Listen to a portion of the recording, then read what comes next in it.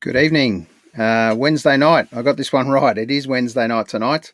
It is the 31st of March. I got that right too. 8 o'clock. We're ready to go for episode 31 of So What's Been Happening. Let's bring up Glenn and see what is happening. How are you, cuz? Good to see you, mate. G'day, Ez. How are you, mate? 31st I'm episode well. on the 31st of March.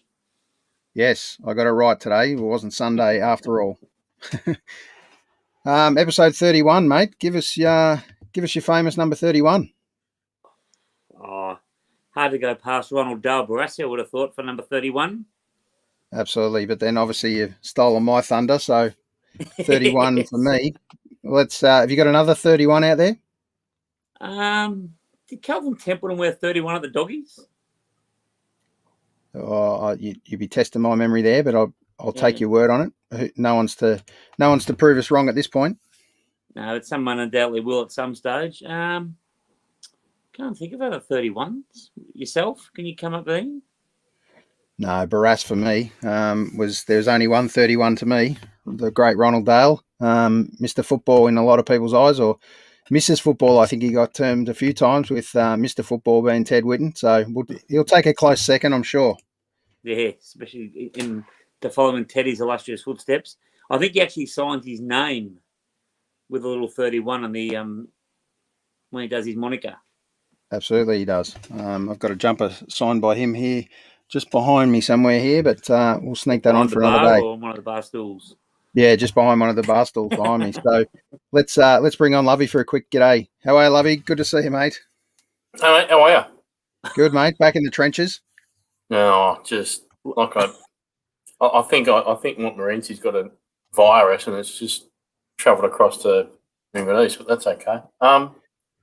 Glenn, you're an absolute, as an Essendon supporter, you're an absolute disgrace on that comment, on that last 90 seconds. Dustin Fletcher. I just remembered one too, and how do you forget that one? Yes, that's very poor, mate. For once you're right, Alan, I admit that. For once. There. For 101, I am right, if that's a big number. There we go. What's been going on with you, Lovey? Not much, mate. Just trying to chow down some food in between, trying to get some internet connection, really. But just back at work in the city and been enjoying it. And, life going back to a bit of normality. Pretty annoyed today about that announcement with Bluesfest, but as soon as I didn't have tickets, the light at the end of the tunnel is I'm definitely going to save along with you blokes. I think next year we get up there for it. Do you think that's a bit reactive? It's extremely. It's just more dickhead politicians just trying to, make a move for themselves and get themselves in front of the spotlight. They've got one case, mate. How many millions of people live in Queensland, New South Wales, and Byron Bay? Yeah, it's tough. It's a tough call, no doubt. But it's a disgrace.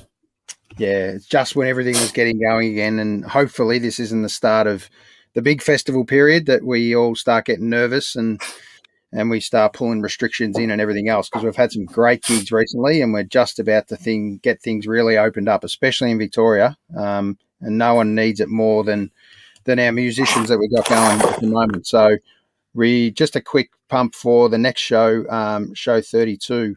We're going to have Polyman, which is an up-and-coming young artist, and he's fantastic. I saw him a couple of weeks ago, so he'll be on the show this Wednesday night. But tonight, this has been one in the making for a little while. I've been hassling Dan to try and get Dan on the show for a little while.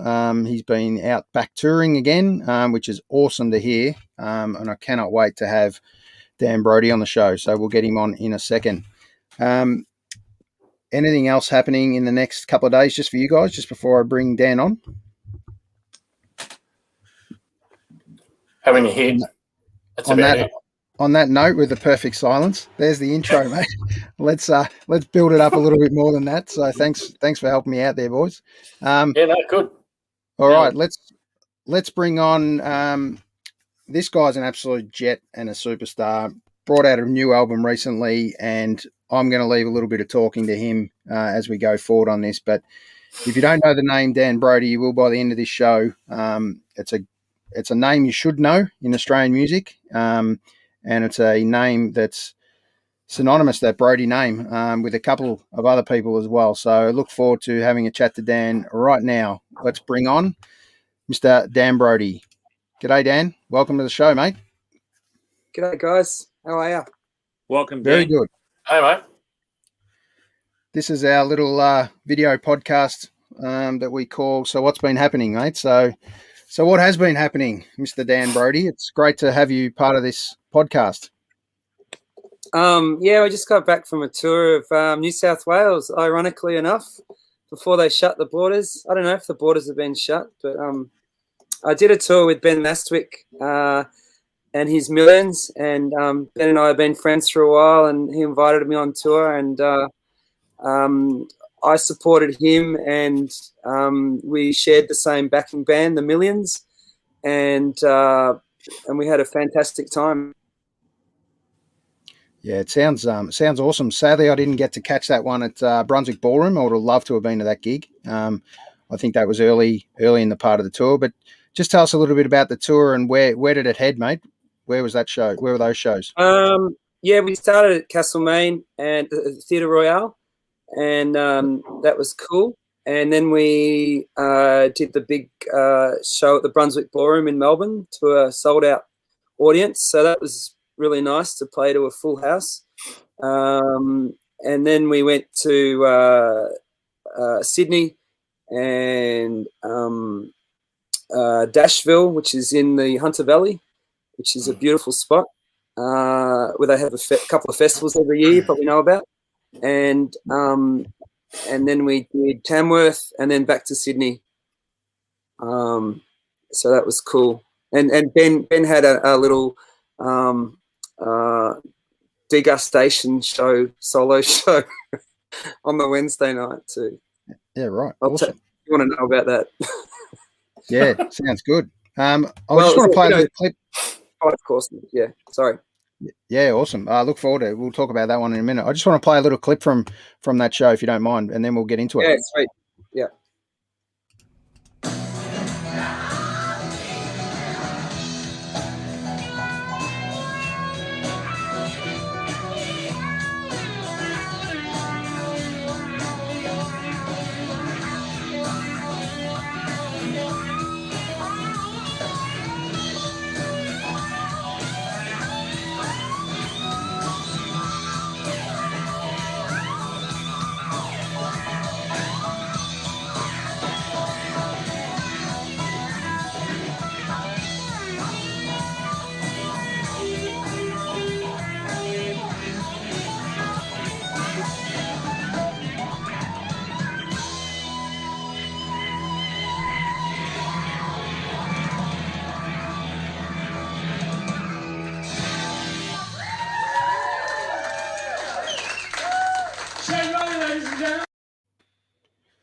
Yeah, how good is that? Most importantly, Dan, the great part about that I saw in that is it's just a live free-for-all jam at the end there. Hopefully that was towards the end as an encore setup. And then the other part I love about that is getting to see a real crowd again. That must be a great experience you've been longing for a long time.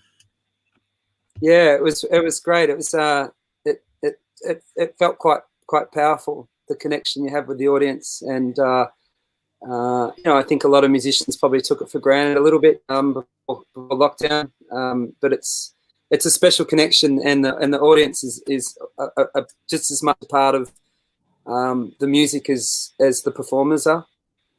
So, yep. Yeah, awesome. That was at a really cool venue called Ramblin' Rascal in a basement. Yeah, right. Great name. Yeah. What town's that in? Sydney. Okay, beautiful. Small town. There we go, boys. Bit bigger than a town, but we'll add that to the road trip list. We'll get up there one day soon. Look forward all the way through to Byron. Yeah. Yes. What did you miss most, Dan, about not being able to play? The free alcohol.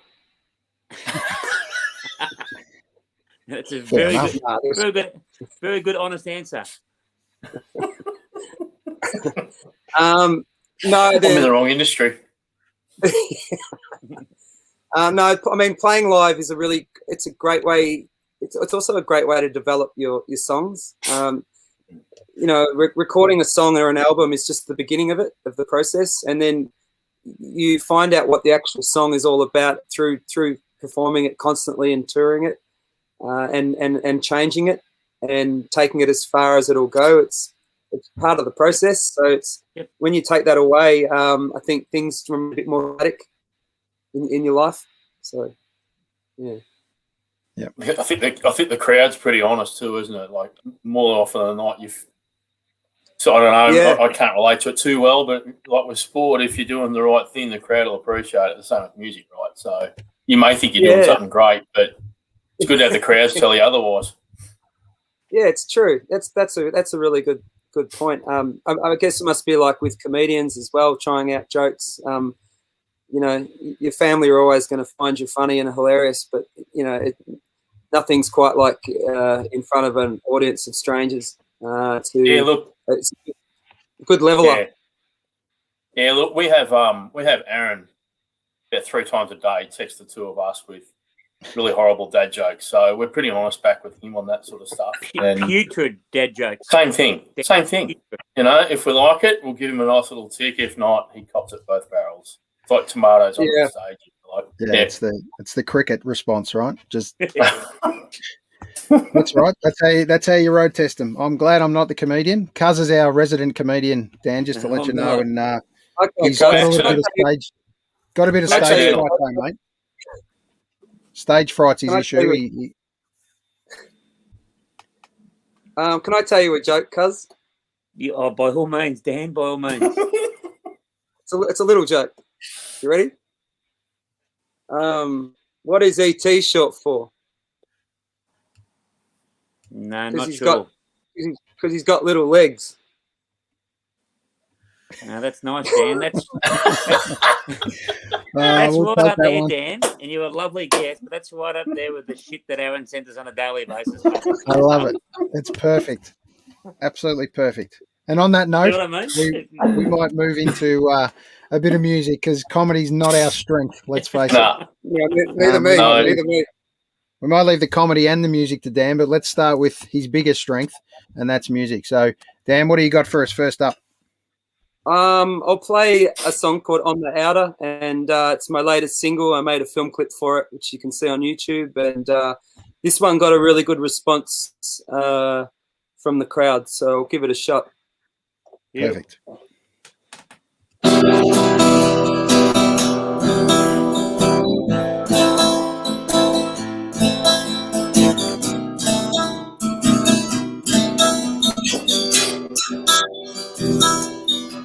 I'm on the outer, a hyena.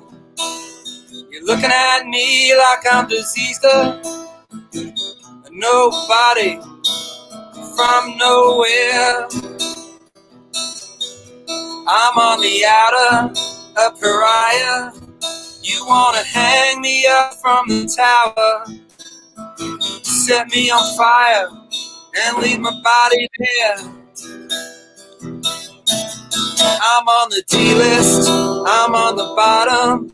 There's a short list, you ain't on it. Stand over there and wait a minute, son. I said it's B-R-O-D-I-E.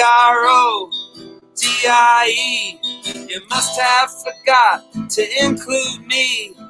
First name Dan, my middle name is John.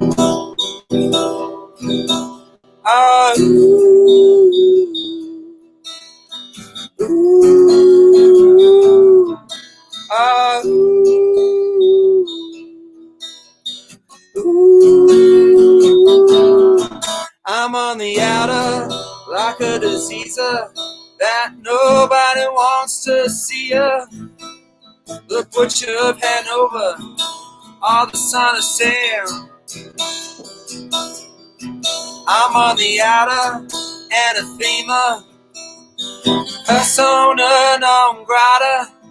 I'm on the outer, I wish I didn't care.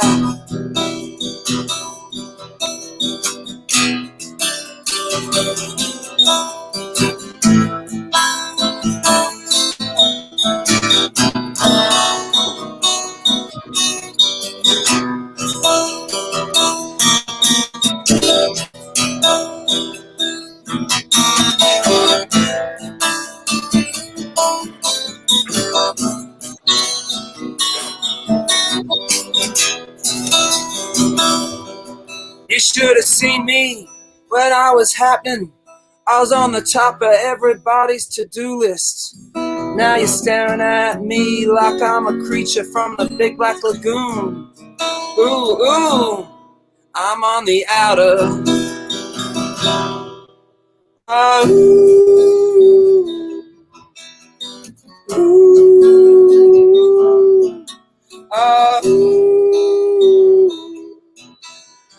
ooh, I'm on the outer.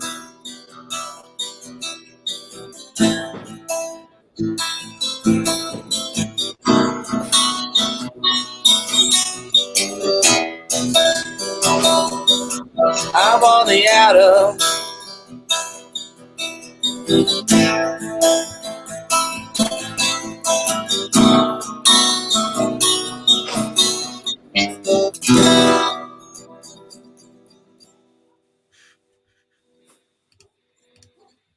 Yeah. Fantastic. Ooh. You get the big crowd reaction there. Mate, loved it, Dan. Really good, awesome. Dan. The internet's a touch patchy, mate. So, but we're just going to roll with it. Yeah. There's not much we can do, so that's okay. We've got one of our good friends, Gnomes, jumping on and saying hello to Brodie. So it's great to a lot of people enjoying the opportunity we've got on a Wednesday night, mate. Where would you normally be on a Wednesday night recently? Probably rehearsing or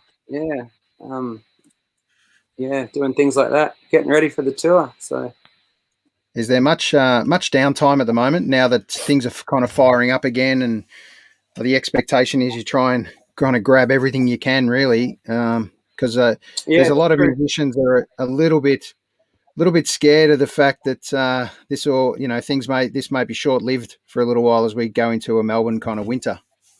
So we just don't know. It takes a bit of fortitude to power on in the face of having all your shows cancelled, your hotels and your flights. I mean, that's a ton of money. So thankfully, particularly Ben Mastwick, who helped pretty much put the tour together, he had a lot of faith that it would work out. And I mean, we just kind of scraped in, really. So, but yeah, it is hard because a lot of stuff doesn't get refunded. So I don't know. You're taking a risk. Yeah, you sure are. And I suppose the other real restriction is trying to maximise those venues and the money at the venue, because with such limited capacities and stuff as well, indoor gigs are the safest ones, obviously, but we're on such restricted numbers, so it's really hard to kind of make ends meet on these tours. Yeah, it's true. That's true. But things will improve. So yeah, it will. Get your vaccination, mate. You'll be right. Oh yeah, I will. What was the inspiration behind that single? I should say. How's the speech going? Jesus. Haven't had a wine yet. I was going to say I'm the one drinking, so I don't know what's going on. That was written when I was trying to get into a venue in Melbourne, and they wouldn't let me in. Actually, I won't tell you what venue it was. Wow, you got all of that. Mate. They mightn't be watching. Yeah, I got all of that. Most people. Just from being told you can't come into a place. It's awesome. I'm a bit of a brooder. Next time I'll get locked out somewhere. I reckon. Most people would have just gone to another venue and had a beer somewhere else. You kept having a crack to get in there, did you? I must have been in a shit mood that night. Oh, well. We all have those. Yeah, that's all right. Yeah. I'm going to start writing my own songs from now on. Glenn, Aaron, look out. Whenever something annoys me, I'm going to write it down. Could be anything. You'd have an extensive songbook, mate. Mate, if you've got shit jokes, I'll have shit songs. That's all right. I'm happy with that. But when you write this stuff, often it's an impetus, and I think it was just a scrap of a song, so it was probably just the chorus or something like that. And then all the work starts after that. It's very rare for a song just to come out in full. I mean, it's great when that happens, but it's very rare. So then you sit down and fill in the gaps and try and be as clever as you can. It's really interesting because when I was hearing the song and hearing the words, I'm thinking, I wonder if he's talking about like his friendship group or his family or his whatever, and then you just tell us, no, it's a pub. Yeah, I told you. Pub. No, that's right. Yeah, such a deep and meaningful song.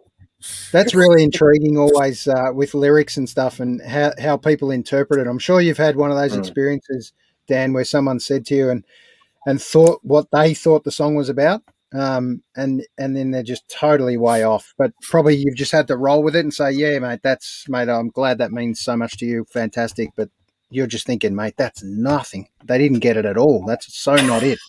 But yeah, have you had any of those kind of experiences?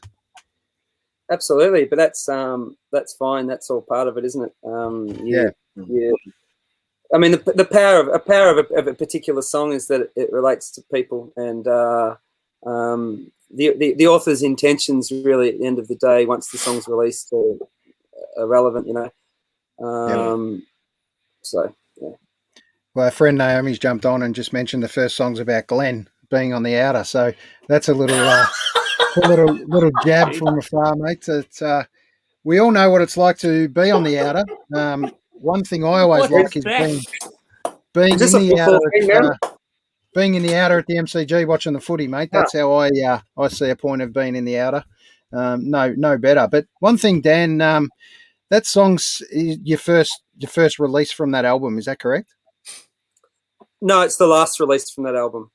Yeah, I was going to say because it's at kind of track 8 on that that album list, and mate, there's so much gold on that album. I was just going to ask you the question: if that was one of the first releases, why is it so low in the list, in the set list as such, or the song list, and whether that was kind of normal, like we always kind of see when CDs come out, that that kind of first release generally sits quite high up in that song list. But two songs that I think are absolute killers on that album. You Had Me at Hello, just mate, It's just brilliant.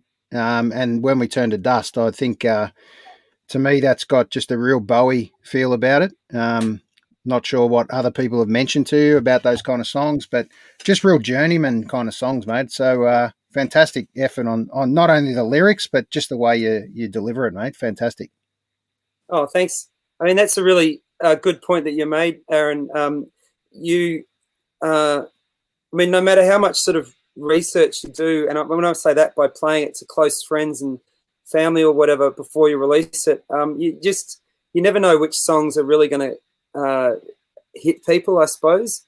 And so when you do the track listing on the album, you've got to just do it exactly for yourself, because there can be a song that can be the last song on the album that and I don't know if you know that the theory about track listing. I think Paul Kelly spoke about it in his book.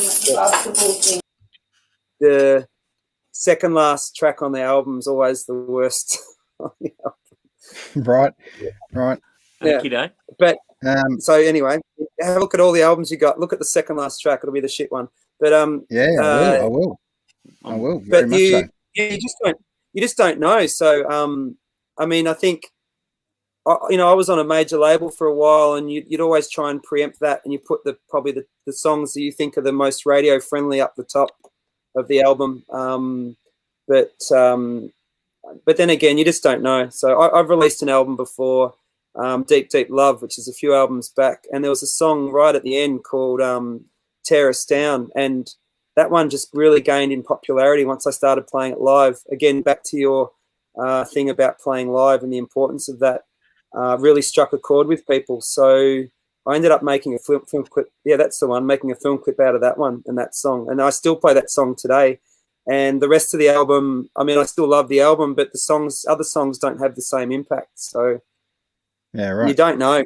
You don't know until it's out in the ether. Well, just on that particular album, I definitely think you've broken the code there, because that track 9, Post Millennial Blues, I think is a great song. So I think a lot of those songs could have been anywhere in that list, to be honest. So Thanks. I might be a little bit biased, mate, but I think it's your best work so far, this album. So Cheers. thanks. I really appreciate you coming on while you're trying to be in the mix of putting this album out there. So if anyone doesn't know, this is the latest album, and a couple of picks from that. Just tell us a little bit about that, the album cover and the feel for this album. The album cover is from a trip I took to Brazil, and I was visiting little towns and taking lots of photos, and that particular photo really struck me. It's a funeral home, and the hearse is a Toyota, and there's a phone box on the side, and I guess it just sort of appealed to my my kind of sense of humor in a way, and I always thought it would make a great cover. And when I got back to Australia, I lost the digital camera. This is kind of pre phones taking photos, I think.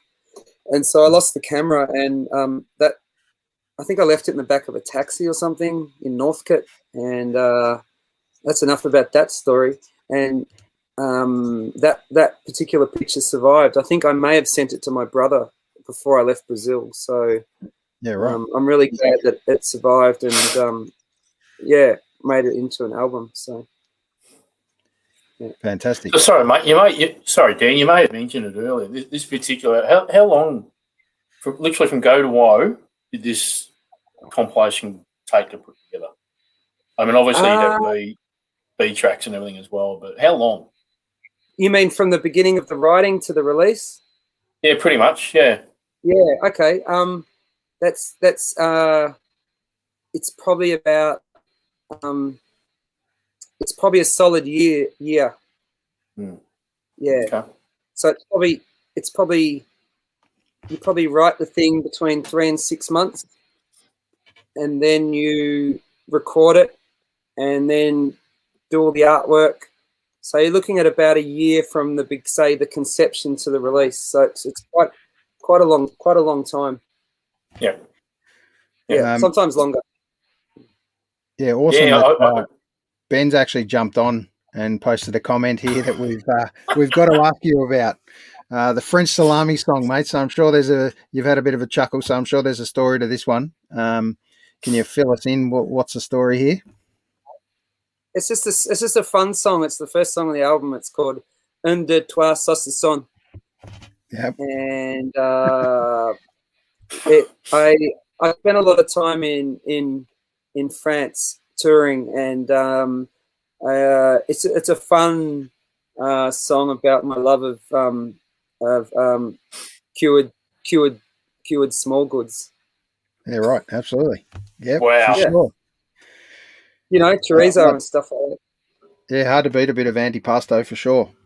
Oh yeah, no good for you, but geez, it tastes good. Yeah, that's right. Well, it helps. It helps with the beer. That's for sure. All right. We might get into the next one, mate, if you don't mind. What else have you got for us in that repertoire for us? I'll play Been Here Before if you like. Go for it, mate. Go for it. Okay. Well, I think I've been here before. Well, yeah, I've been here before. A little smarter than I was before, but I've been here before. I was a singer in a rock and roll band. I was a killer with a gun in my hand. I was a big-hearted, loving man, it's true. I had a car as big as LA. Everywhere I went, people would stop and they'd say, baby, can I take a ride with you? Well, yeah, I've been here before. Well, yeah, I've been here before. A little smarter than I was before, but I've been here before. I was a fighter with arms like steel, teeth made of gold, hands that kill, lightning fast like a poison pill. No one could touch me. I've been went so high I didn't think I'd return. They found me, I was unrecognizable. I was toothless, indecipherable. It's true. Well, yeah, I've been here before.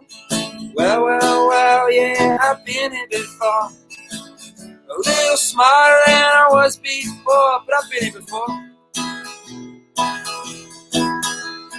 Well, yeah, I've been here before. Well, yeah, I've been here before. A little smarter than I was before, but I've been here before.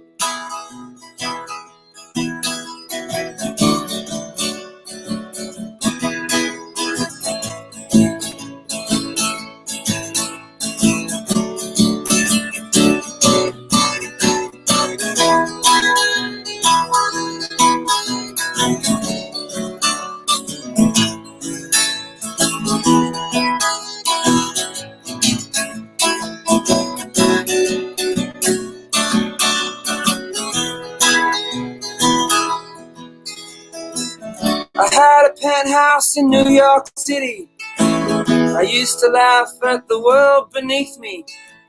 People look funny when they're so tiny, it's true. I've done damage to my body and mind. I jumped from a window to see if I would fly. I cut myself open to see if I'd bleed. I headed for a ditch at full speed. Well, yeah, I've been here before. Well, yeah, I've been here before.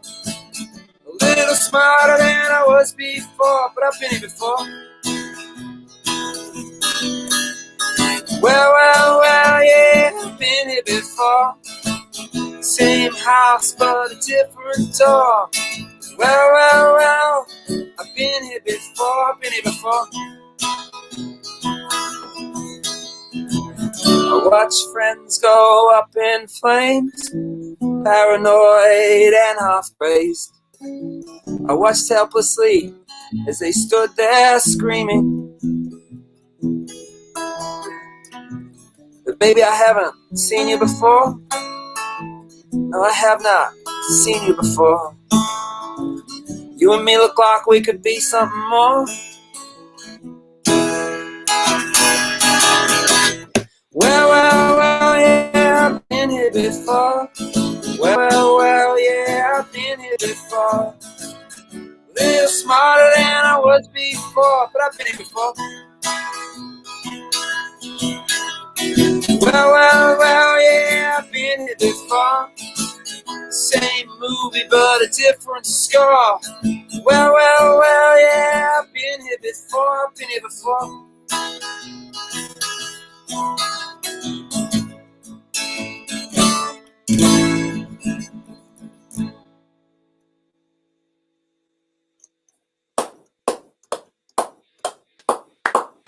Great work, mate.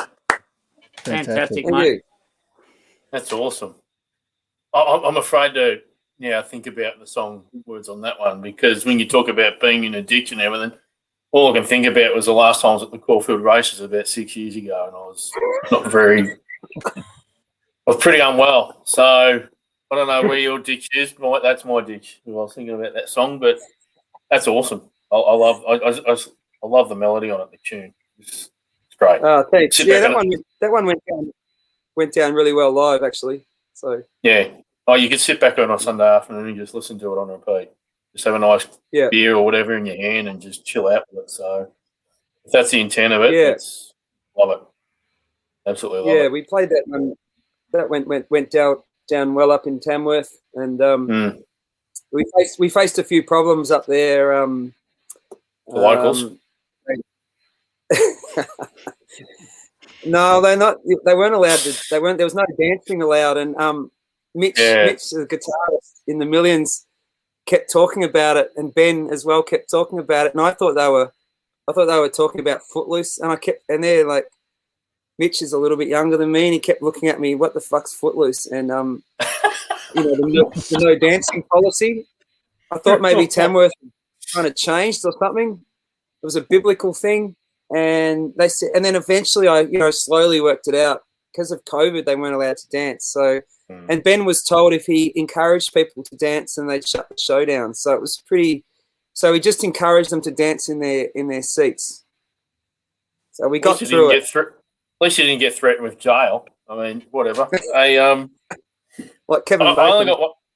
Oh yeah, yeah. Well, they could be in jail for other things. Hey, I've only got one other question. And it goes with, everyone, it's fantastic. Musicians release their album, you get some sales and all the rest, then you go on tour. And I don't know that you want to go on tour with this album. Do you foresee any sort of international travel, even if it's New Zealand or Asia, anywhere with this album? Like, would you look to go overseas, given what's going on? Do you still foresee that opportunity happening with this album? I mean, optimistically, yeah, that'd be cool. Probably not with this record. I mean, I'm about ready to write another one. So, but if the opportunity came up, for sure. So, yeah. Okay.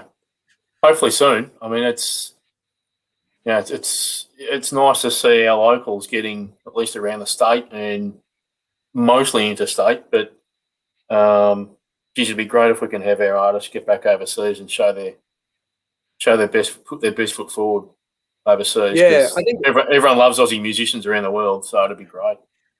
Yeah, I think it's really important. I know Ben was talking about organising it before COVID for his band, The Millions, to go to Japan, something like that. So. Yep. I guess that, it's all a bit up in the air, so I have to wait. Yep, that's fair.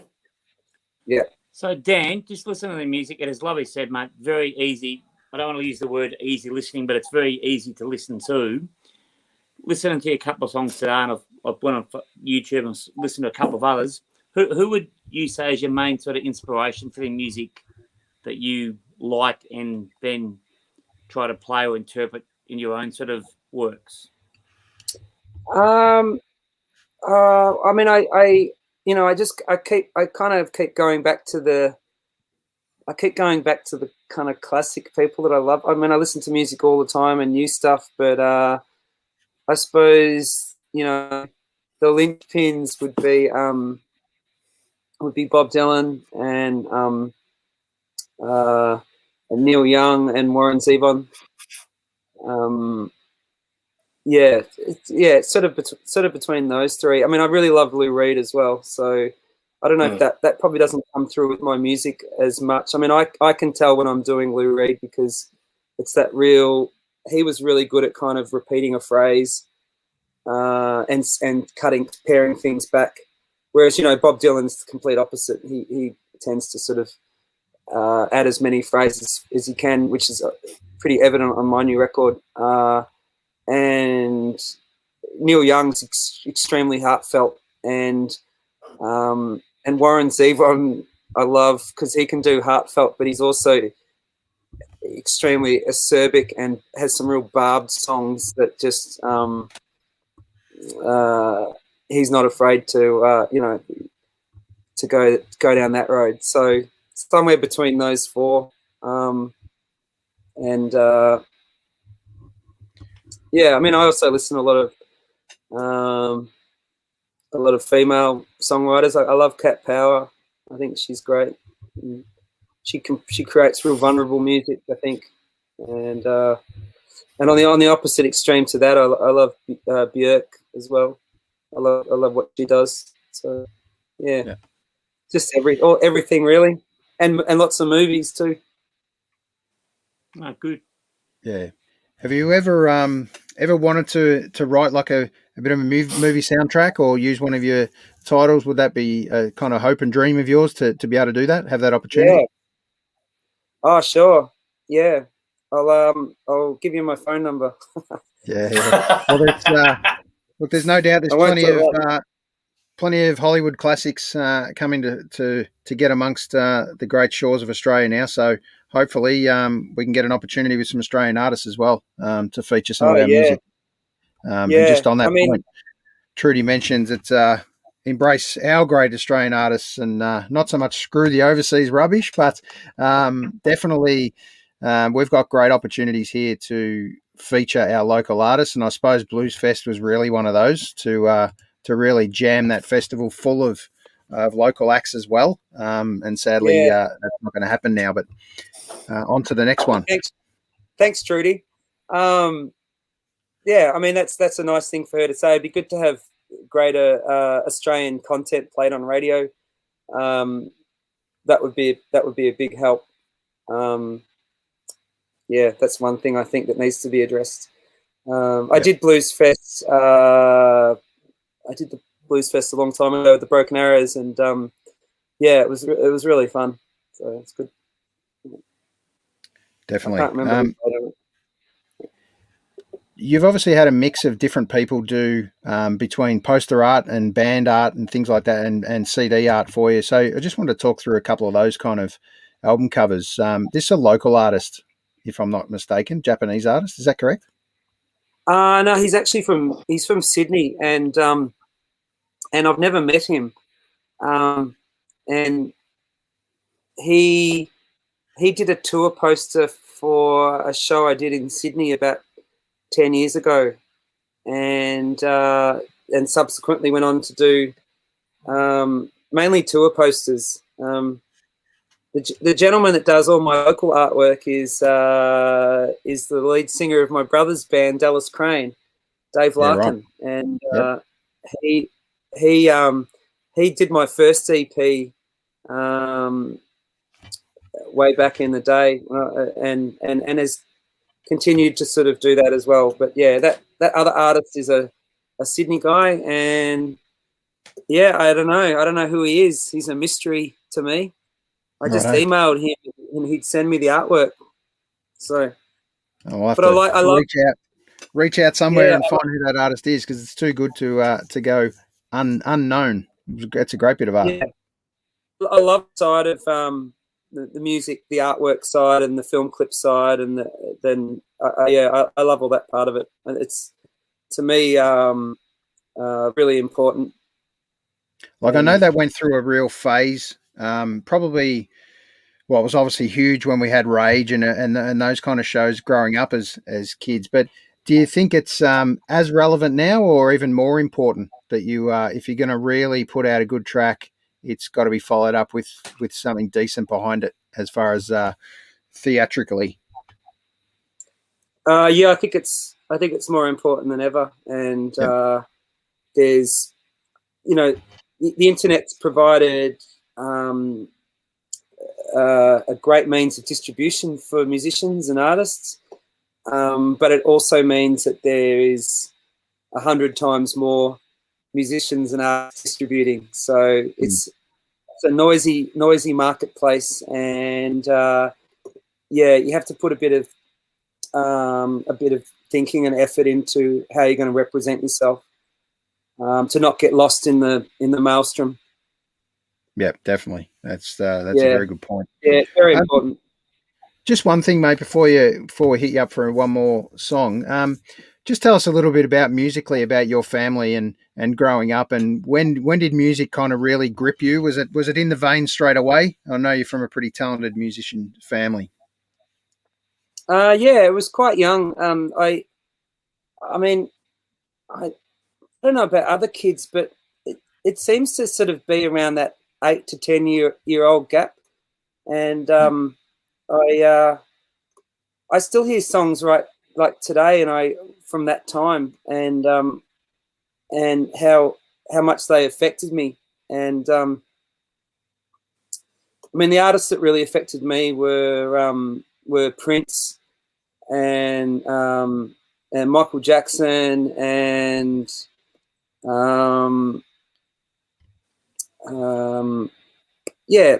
those big 80s artists, I suppose. What was it specifically with them? Can you kind of put a bit of a handle on what was it really with them? Was it just the diversity, or their colour? I mean, they're both artists that were really extreme in what they did, you know? I think the emotion of the songs. I mean, the stuff that I still like now is stuff that really kind of grabs my heart and moves it. A melody, just a simple melody, and I'll be driving in the car and I'll just be like, "Fuck, that's incredible!" And you know, driving with one hand, shazamming with the other. You didn't hear that from me, but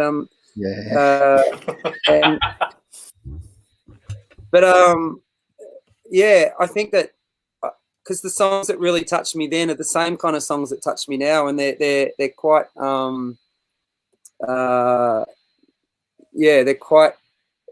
they have that combination of joy and melancholy that I think personally what makes a great song, that people just, you know, they don't know whether to laugh or cry. They're sort of torn in the middle a bit, and that's still for me, and I guess what I'm trying to do with what I write is still what I'm trying to do. So that's the answer to your question, I guess. Yep, beautiful. And just before you play the next one, mate, favorite city or country to play in? You've toured plenty. Have you got one?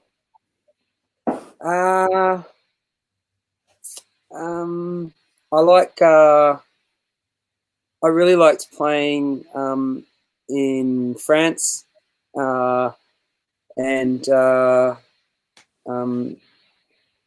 where else? I mean, I've had great shows everywhere. I had some great shows in Copenhagen, and the Basque Country in Spain. Yeah. Just for the music in Copenhagen, wasn't it? Yeah, there's a lot of bicycles over in Copenhagen. Yeah.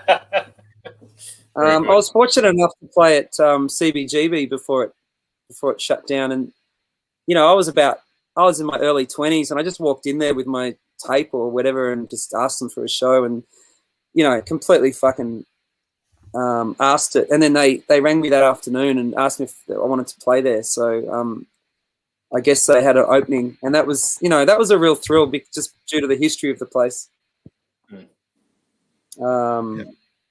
So yeah, I enjoy playing anywhere. You know, you can have good and bad gigs regardless of the crowd size or what city you're in, or you know, the worst thing you can ever do is second guess the audience or the venue or the place, because you can just it's all about the connection with the audience, and also whether the audience are willing to kind of go there with you. That's important too. If they're not, then it's not going to work. So yeah.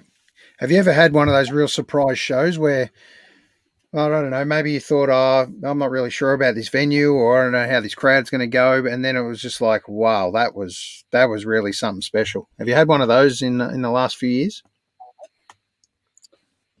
I'm sure I have. I can't think of any off the top of my head, though. That's okay. No problem. Yeah, I have, though. Yeah, you have them all the time. So, you have to just go with the music and go with the night, really. And also, some audiences don't sort of express themselves or show their appreciation outwardly. And so that has to sort of be factored into, you know, not everyone's there to sort of give you loud applause and kiss your ass, you know, but they might be quietly really enjoying it. So you've got to shut up and play your music. That's all right. Speaking of someone that enjoyed it, Trudy's obviously a massive fan of yours, mate. And we'll do everything we can to help push you out there, Dan. And I don't think you need much pushing, mate, to be honest. People know who you are, and I just think it's fantastic you're back out there again playing live music. And obviously last Sunday night's show, she mentioned in particular, it was an absolute love. So we'll shoot this one over to you, mate, and we'll let you play your next one. Yeah, sure. With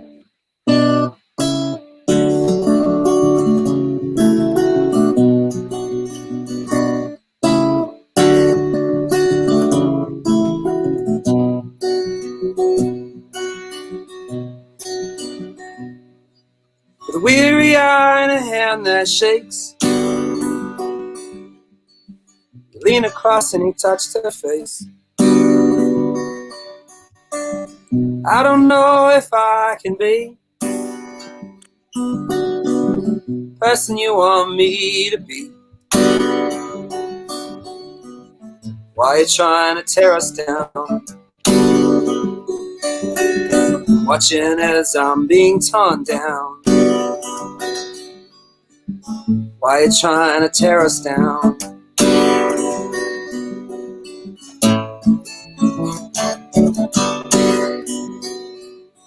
With a roving eye and a restless gait, I got a suitcase full of dreams that lie in wait,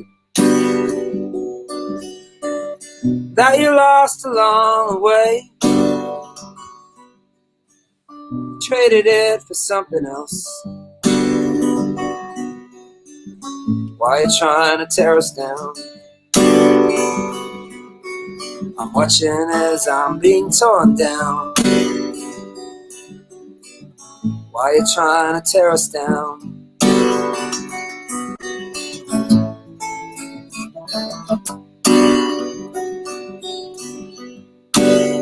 Are you feeling scared? You know a lot goes on inside your head that you don't talk about.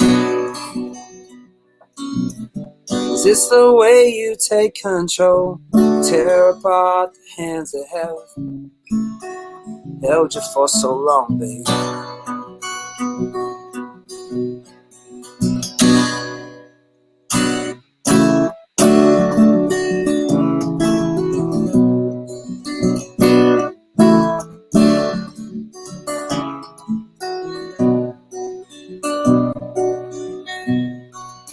The morning breaks and she arrives.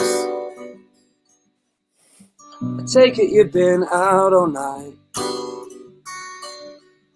with a crooked face and your distant eyes. Oh baby, should I take it as a sign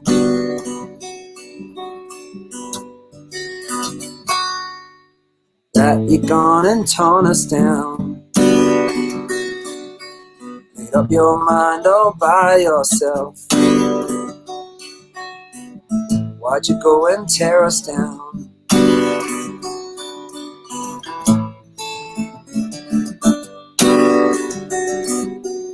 Why you trying to tear us down?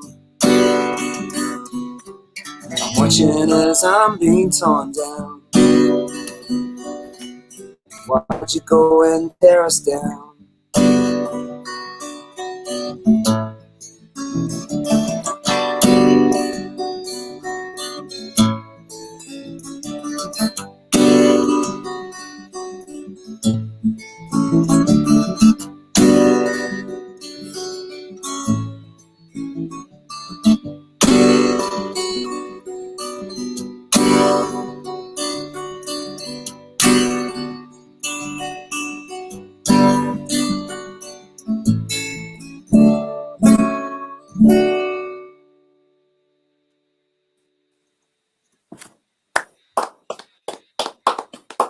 Thank you, mate.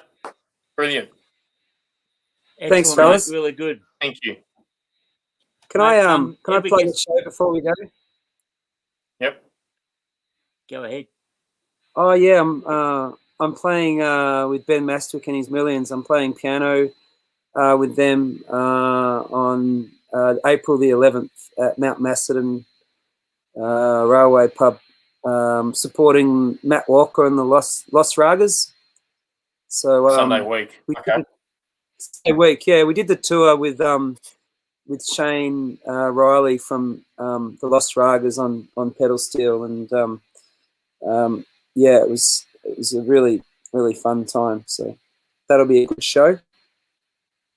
Awesome. So Aaron doesn't realise he's on mute.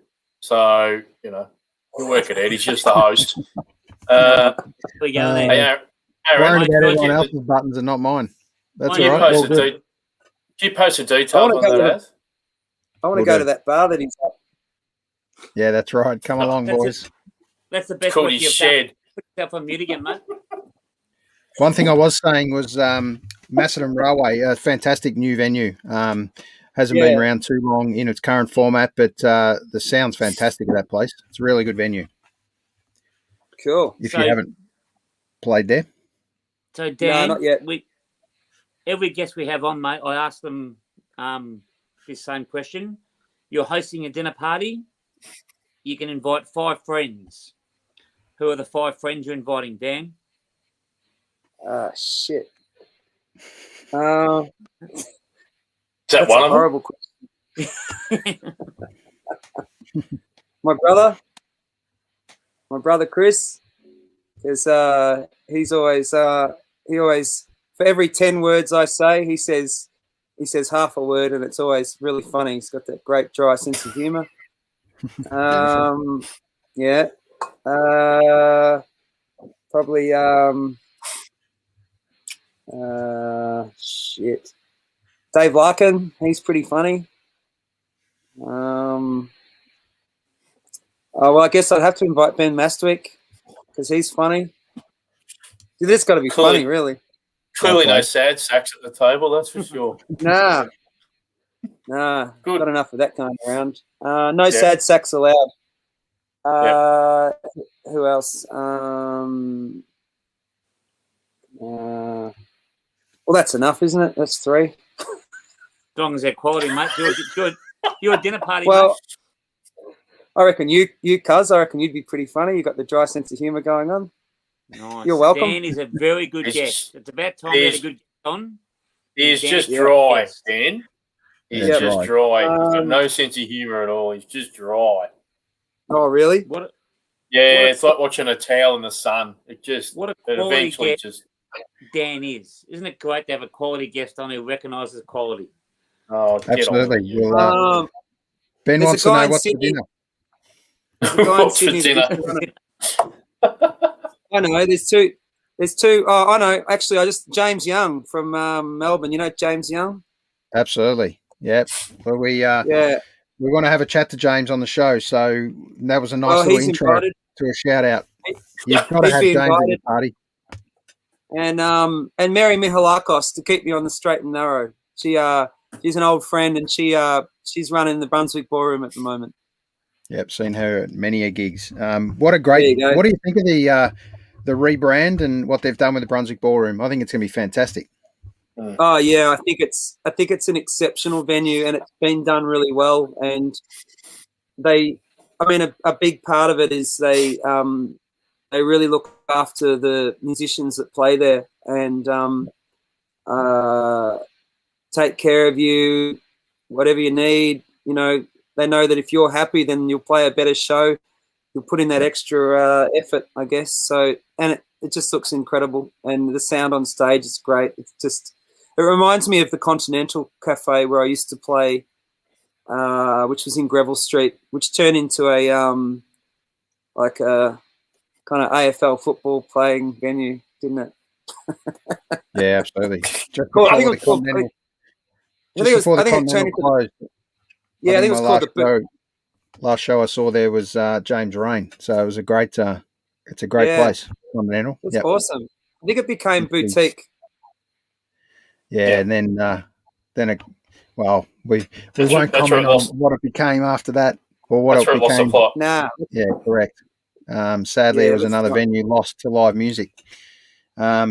Hopefully, there's not too many more that we don't see, and I think music's back with a bang, and hopefully the government can get behind venues. Most importantly, because it's really sad that they haven't opened up venues, and James Young is definitely a pioneer in that space, pushing very hard for all of us to increase venue sizes. It's a ridiculous capacity limit at the moment. They're trying to operate on 30-odd% versus everywhere else, and unless you're an AFL footballer and you're allowed 50,000 at a game, it's just a ridiculous situation we're in.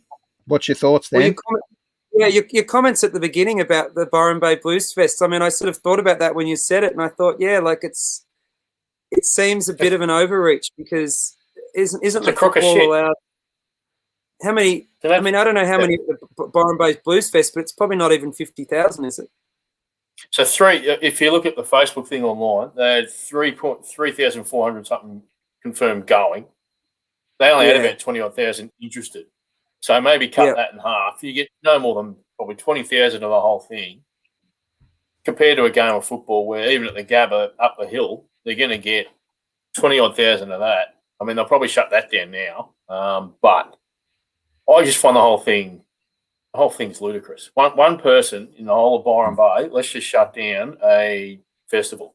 Why don't we? Yeah. It's just beggars belief. It really does. Yeah. Yeah, it's a massive knee-jerk reaction, that's for sure. Hopefully they can put a stop to that kind of rubbish, because it should need to be at a certain level, or I mean, you know, it just doesn't make sense. There's nothing else to really say about it. But we might finish off, Dan, with one more, if you don't mind, mate. It's a classic encore special for you. We'll put it back to you, and once again, really thank you for your time, mate, coming on. The three of us have really enjoyed it.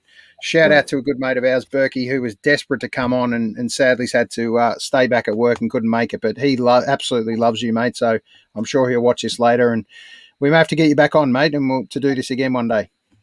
I'd love to. It's been a real pleasure, and thanks for the questions. You know, I can tell you've put a lot into it. I appreciate that. I do. I'll finish with a cover. I made a covers record a few years ago, and this is a cover of an Iggy Pop song called "The Passenger." So, yeah, awesome. Thank you. Yeah, cool. Thanks a lot, Dan. Thanks, Dan.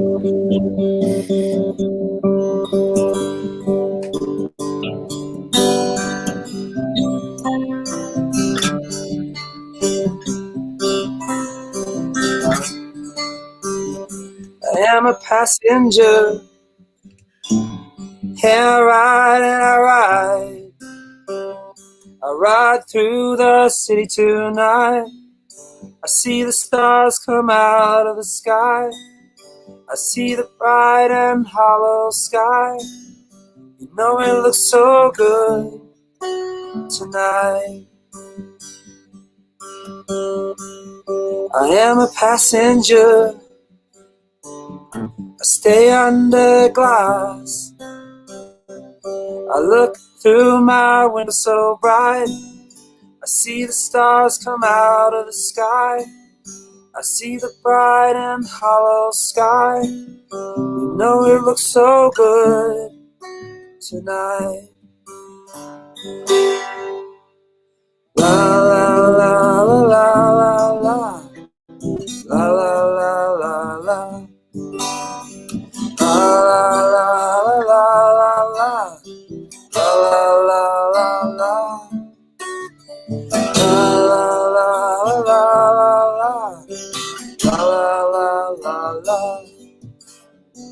La la la la la la la la.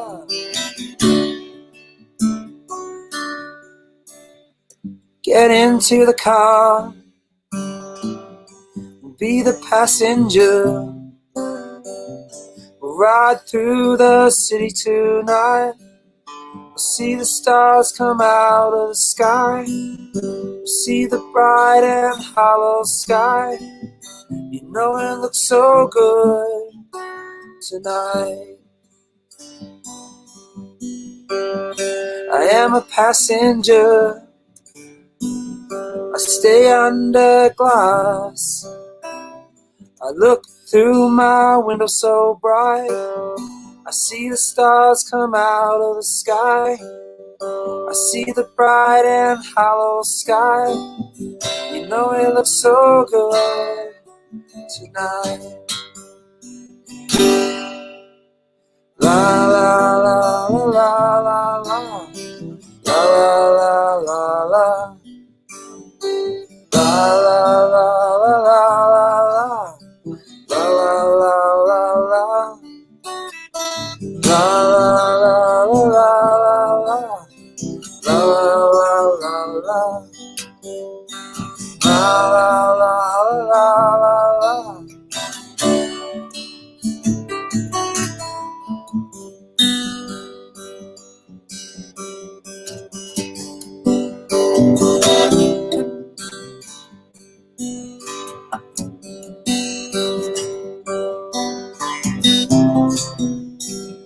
I am a passenger.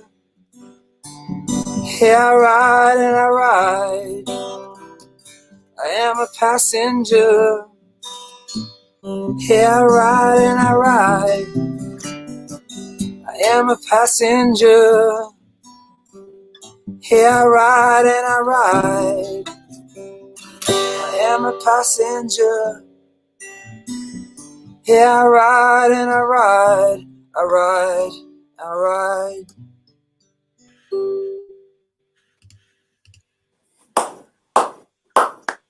Fantastic, mate. Thanks again, Dan. Awesome. Thanks, Dan. Fantastic, mate. Love See you it. next time. And just a quick Great shout to out to meet where you can see Dan is this gig Sunday 11th of April, Macedon. Let's see you there, guys.